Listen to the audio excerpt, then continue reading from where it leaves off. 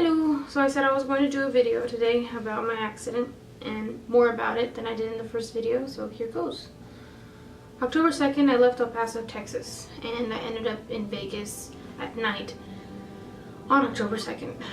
And we went out with my friend Victor's family and his friends, and it was great. It was fun, it was laughter, it was dancing, it was great.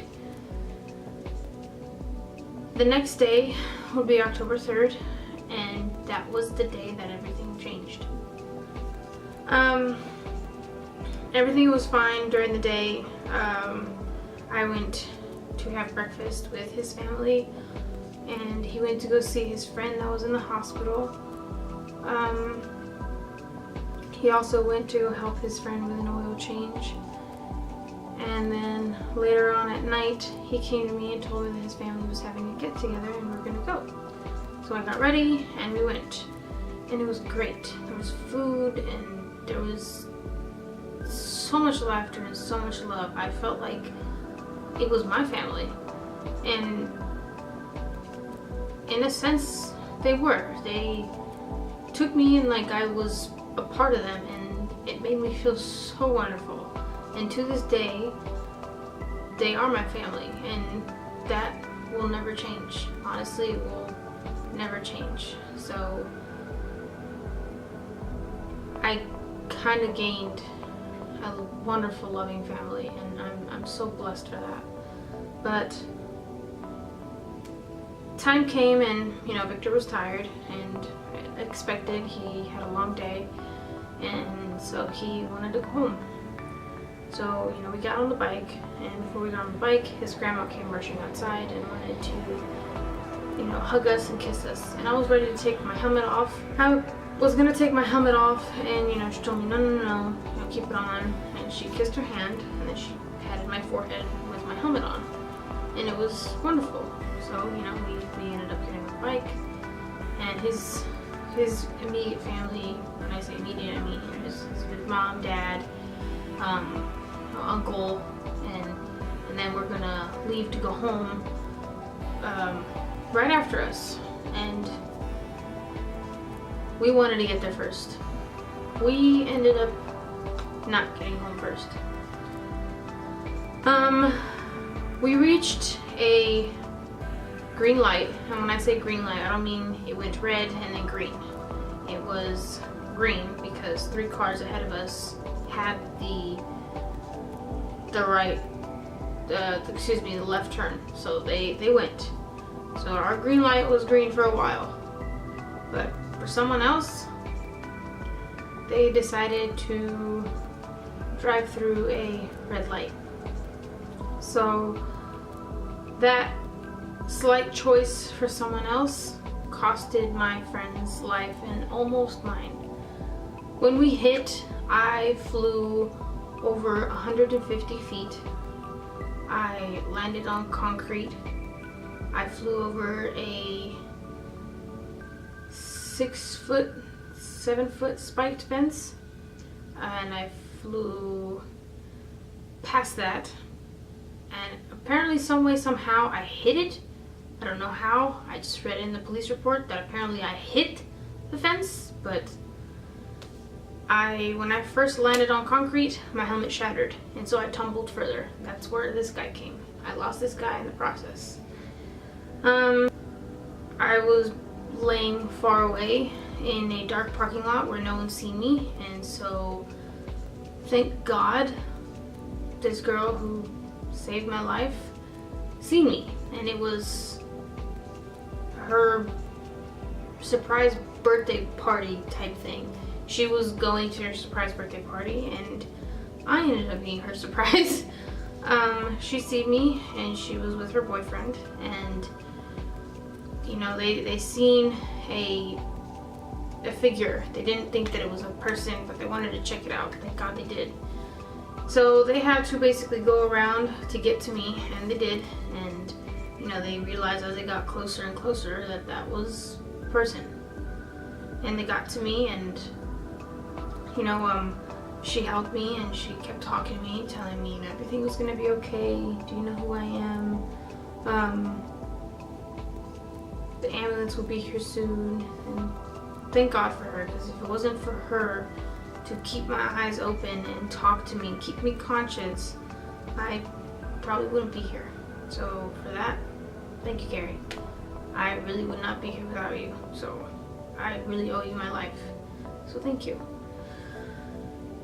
I'm gonna fast forward a little bit to the hospital. I was in the hospital and I was in a coma for about a week, and then the next week after that, I was so highly drugged up on medicine and pain pills. I don't remember that week after either. So basically for 2 weeks I was, so to speak, in a coma, because I don't remember anything. But when I finally came to as myself, my whole family noticed, they freaked out, and they got excited, and to the point where they called my god sister and god brother and told them, oh my god, Dina's back, come back. So they came back from driving back to their homes. They came back to see me, tell me they love me, they missed me, and all that.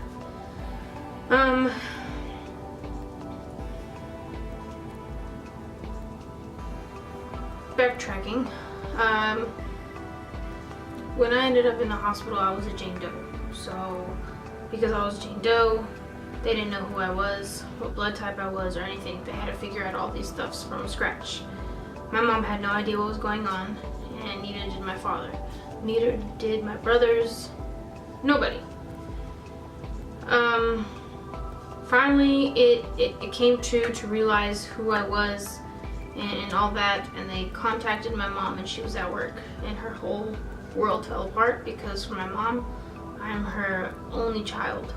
So when you get a phone call saying your daughter's in the hospital and she's in a critical condition and she's fighting for her life, she may not make it, your whole world falls apart.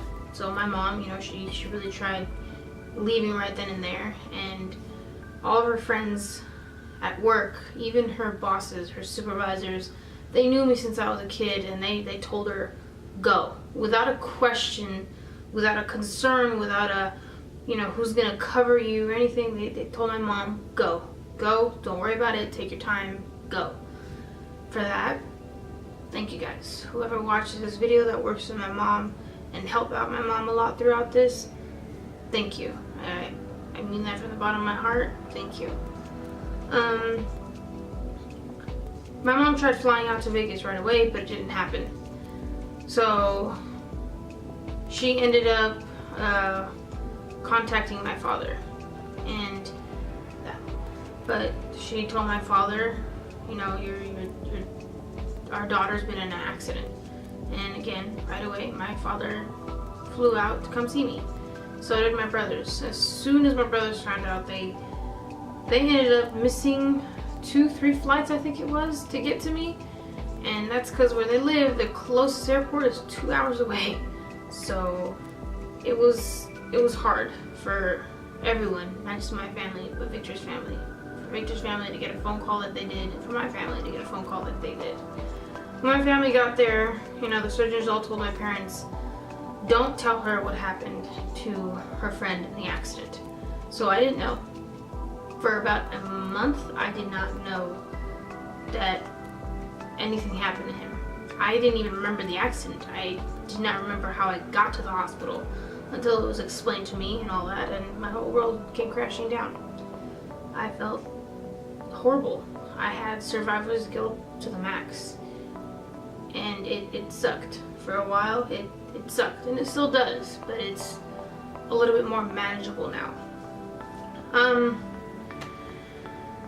Surgeons all told my parents that I was not going to make it.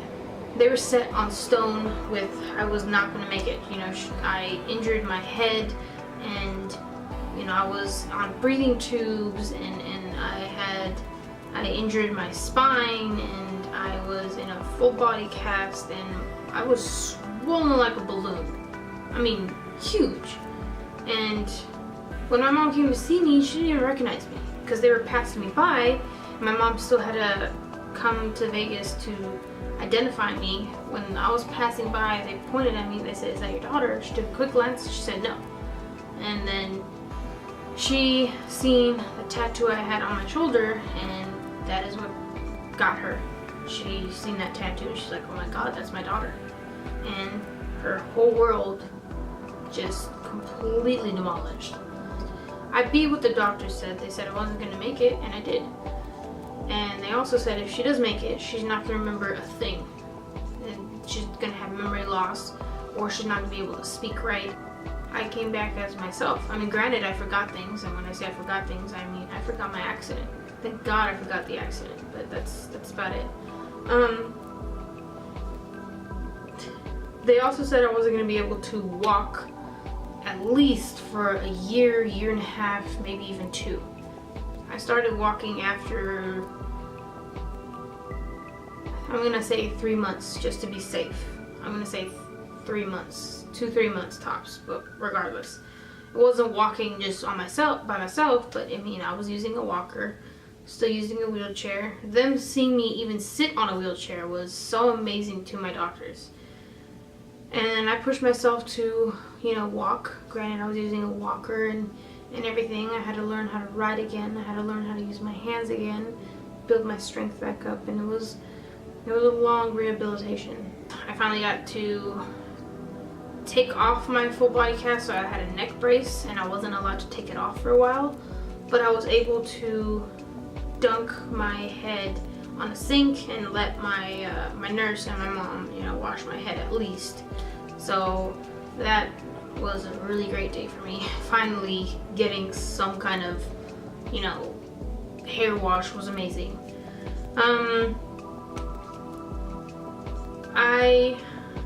I was told I wasn't gonna be able to walk for about a year and a half, 2, and I started walking at 2-3 months, and I started riding at 5-6 months after my accident.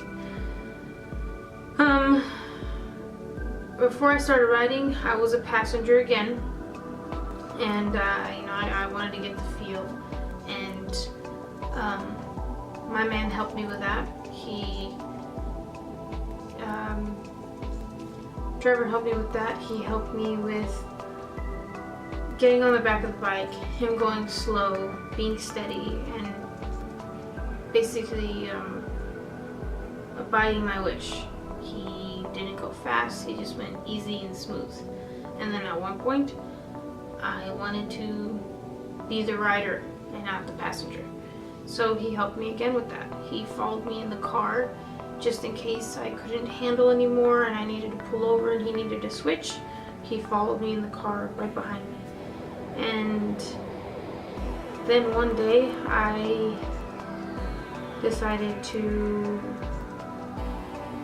really ride, because for the longest time I was just doing a beginner's ride, from here and a mile or 2 out. That's it. This time I decided to ride on a mountain with curves. They weren't steep curves, but they were curves nonetheless. So I got back on it, and it has been a year and all that, and I am back to myself. I am walking. I'm not running, can't run. Unfortunately, on my left leg, I lost about a centimeter, so now I walk with a limp. But I am myself. I am going back to school, as some of you may know. I officially signed up to go back to school and pursue my master's in medicine. Hopefully a lot of you will end up seeing me as Dr. Regina Verani. But until then, for now, I'm just going to be in school and studying a lot, and I'm happy for that. So I'm happy that I'm officially continuing with my life as if nothing can keep me down. And nothing can. The only person and the only thing that can keep you down is you. You're the only control you have of yourself to stay low and in the dark and in the dumps. But anyways, I'm going to cut that out. I pretty much summed up my accident to you. This video may be a little long. For that, I am sorry. But if you have any questions, for those of you who have me on Instagram, go ahead and ask me. For those of you who have my Facebook, go ahead and ask me. For those of you who want to just comment on this video, go ahead and ask me.